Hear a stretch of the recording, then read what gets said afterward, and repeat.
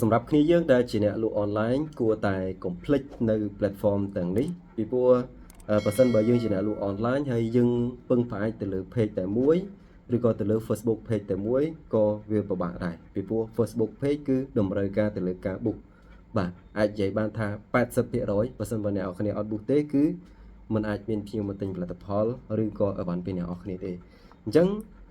កន្លងមកខ្ញុំចែកម្លែកគ្នាយើងច្រើនមែនតើហើយទាក់ទងជាមួយនឹងការ book page នៅក្នុងថ្ងៃនេះដែរខ្ញុំមកចែកម្លែកពិសេសទៅកាន់បងក៏ដូចជាបងប្អូនដែលគាត់ជាអ្នកលក់ផលិតផលនៅលើអនឡាញគួរតែប្រើ platform មួយចំនួនដើម្បីជួយជំរុញការលក់របស់យើងផ្សេងពីការ book បាទអញ្ចឹងថ្ងៃនេះខ្ញុំសូមលើក platform 2សំខាន់ដែលបន្ទាប់ពី Facebook បាទទី1គឺ TikTok ទី2គឺ Instagram បាទឬក៏គ្នាយើងហៅថា IG ណាបាទអញ្ចឹងខ្ញុំសូមនិយាយចំណុចទី1តទៅជាមួយនឹង TikTok បើនិយាយពី TikTok គ្នាយើងដែលជាអ្នកស្ដាប់កំពុងតែស្ដាប់ឥឡូវនេះក៏មាន account TikTok ហើយកំពុងតែអស់ TikTok ភាគច្រើនបើយើងនិយាយឲ្យអស់មែនតែនទៅនៅក្នុងមួយថ្ងៃបើសិនបើយើងចាប់កាន់ទូរស័ព្ទapp ដែលយើងត្រូវមើលមុនគេអាចនិយាយបានថា TikTok បើអ្នកនរគ្នាមិនជឿទៅមើលទិន្នន័យនៅលើទូរស័ព្ទអ្នកនរគ្នាភាគច្រើន TikTok Instagram ឬក៏ IG នឹងជាមួយនឹង Facebook ចឹងទៅបាទអាហ្នឹងជារឿងពិតអញ្ចឹងទេបើសិនបើអ្នកទាំងអស់គ្នាជាអ្នកលក់អនឡាញមួយរូបជាអ្នកលក់ផលិតផលមួយរូបបើសិនបើយើងពឹងផ្អែកទៅលើ page មួយផ្លូវអត់ឈ្នះគេទេបាទពីព្រោះតកតងជាមួយនឹងមនុស្សសម័យនេះទាំងគេទាំងខ្ញុំគឺជួនកាលមើល app នេះបន្តិចមើល app នោះបន្តិច app ណាដែលមើលទៅរៀងសប្បាយជាងឬក៏មានអារម្មណ៍មួយថាបំបត្តិ stress ក្រាស់បាទយើងទៅមើលដូចគ្នាទាំងគ្នាយើងទាំងខ្ញុំបើថា YouTube និយាយមែនតែនទៅសោះខ្មែរចឹងអត់សូវពេញនិយមទេបាទអត់សូវពេញនិយមទៅចូលមើលវីដេអូអីនៅក្នុង YouTube ឬក៏នៅក្នុង short អីហ្នឹងទេបាទដែលចូលមើលច្រើនជាងគេបំផុតហ្នឹងគឺនៅក្នុង TikTok ភាគច្រើនរហូតដល់អ្នកខ្លះមាន account TikTok 2 3ចឹងទៅអញ្ចឹងចំណុចទី1តទៅជាមួយនឹង TikTok នេះយើងចង់ boost ក៏បានអត់ក៏បានដែរបាទហើយការ boost TikTok គឺងាយស្រួលរក view មែនតើហើយ TikTok នេះក៏នៅពេលដែលយើង upload វីដេអូ post វីដេអូធ្វើទីផ្សារ marketing នានានៅក្នុងposter របស់យើងហ្នឹងគឺងាយនឹងផ្ទុះងាយនឹងឆាប់ទៅដល់អតិថិជនហើយវាជួយរករាវរកអតិថិជនគោលដៅឲ្យយើងគួរសមដែលអ្នកទាំងអស់គ្នាចំណាំមើលថាអ្នកទាំងអស់គ្នាចូលចិត្តធ្វើអីចូលចិត្តមើលអីអារម្មណ៍របស់អ្នកទាំងអស់គ្នាទៅផ្នែកខាងណាឲ្យលើនឹងវីដេអូបែបហ្នឹងមកឧទាហរណ៍ថាអ្នកនរគ្នាមើល TikTok អ្នកនរគ្នាជាបុគ្គលម្នាក់ដែលចូលចិត្ត game ឧទាហរណ៍ជា game Mobile Legend មួយចុះអញ្ចឹងនៅពេលដែលអ្នកនរគ្នាមើលទៅលើវីដេអូហ្នឹងម្ដងទៅជា2ដងស្អែកក្រោយមកនៅពេលដែលយើងអូសទៅគឺអាចនិយាយបានថាសឹងថា60ទៅ 70% នៃវីដេអូហ្នឹងគឺអំពី game ជួនកាលសឹងតែទាំងអស់អូស scroll 3 4វីដេអូមកជាប់គ្នាគឺអំពី game ជាបើសិនបើអ្នកទាំងអស់គ្នាជាអ្នកកីឡាករបាល់ទាត់ចូលចិត្តទាត់បាល់បាទអាចនិយាយបានថាមកទៅទាត់បាល់រហូតបាទ3 4ថ្ងៃចូលគ្នាអញ្ចឹងនៅក្នុងទូរស័ព្ទរបស់យើងឲ្យលឿនមកសុទ្ធតែជាអ្នកទាត់បាល់ដូចខ្ញុំផ្ទាល់ខ្ញុំចូលចិត្តលេងbadminton ឬហៅថាវាយសីបាទអញ្ចឹងនៅក្នុង TikTok របស់ខ្ញុំឬក៏ទាំង Facebook ទាំង IG ដែលខ្ញុំអស់ទៅគឺ60ទៅ 70% ហើយគឺឲ្យលឿនមកសុទ្ធតែវីដេអូវាយសីចែកម្លែកពីសីគេលក់សម្ភារៈកីឡាវាយសីអីផ្សេងៗចឹងទៅអញ្ចឹងមិនថាអ្នកនរគ្នា boost ឬក៏អត់ boost ទេនៅពេលណាដែលយើង upload វីដេអូចូលទៅក្នុង TikTok ហើយ TikTok នឹងស្រាវជ្រាវនៅវីដេអូរបស់យើងដឹងថាវីដេអូរបស់យើងគឺជាវីដេអូអីលក់ផលិតផលអីនឹងរុញទៅកាន់អតិថិជនទាំងអស់នោះបើមិនបើអ្នកនរគ្នាលក់សម្លៀកបំពាក់អញ្ចឹងវារុញទៅកាន់អ្នកដែលកំពុងតែមានតម្រូវការសម្លៀកបំពាក់បើមិនជាអ្នកទាំងអស់គ្នាលក់សម្ភារៈកីឡាវារុញទៅកាន់អ្នកដែលចូលចិត្តលេងកីឡាឃើញម្ដង2ដងទៅជា3ដងគឺចាប់អារម្មណ៍ចង់ទិញឬក៏ជួនកាលឃើញហើយគាត់អាចចុចទៅលើ profile របស់យើង scroll មើលវីដេអូក្រោមដែលគាត់មានតម្រូវការដែរឬក៏អត់អំពីផលិតផលដែលយើងបាន upload ទុកកន្លងមកបាទ IG ក៏ដូចគ្នាឬក៏ Instagram ហ្នឹងបាទងាយស្រួល ហើយខ្ញុំសូមត្រឡប់ទៅក្រោយវិញបន្តិចនៅក្នុង TikTok ពីមុនយើងថា TikTok និយាយសំឡេងអត់បានឥឡូវ TikTok និយាយសំឡេងបាន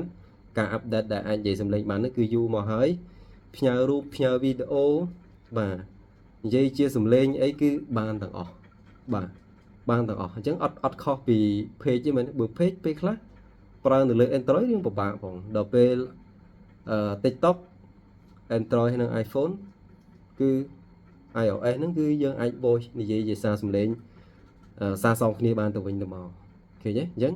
វាងាយស្រួលមួយដែរប៉ុន្តែការប៊ូស TikTok បើសិនជាអ្នកនរគ្នាប៊ូសទៅប៊ូសលើកទី1ដើរលើកទី2ដើរជួនកាលលើកទី3ទី4អត់ដើរទេហើយក្រោយមក account មួយហ្នឹងអត់សូវមាន view បាទ view ព្រោះដោយសារកន្លងមកយើងធ្លាប់ប៊ូសមានអញ្ចឹងដែរអញ្ចឹងបើសិនបើ account របស់យើងកំពុងតែឡើងហើយយើងល្អកុំបាច់ប៊ូសទេតែដល់មួយ TikTok ត្រឡប់មកមើលរឿង Instagram វិញ Instagram បើយើងធៀបទៅជាបងប្អូនបង្កើតរបស់ Facebook ហេតុអីព្រោះដោយសារ Instagram ហើយនឹង Facebook គឺមេតែមួយទេបាទមេតែមួយទេ Mark Zuckerberg តែម្នាក់ទេបាទគាត់មាន platform 2ហ្នឹងដែលស្តៀងគ្នាអញ្ចឹងមិនថាការប៊ូសនៅក្នុង page ប៊ូសនៅក្នុង platform កាលណាដែលយើង connect ចូលគ្នាអញ្ចឹងប៊ូសនៅលើ page ក៏វារុញទៅកាន់ Instagram ដែរបាទពិសេសអ្នកលក់ផលិតផលដែលជាយើងអាចនិយាយបានជាផលិតផល Premier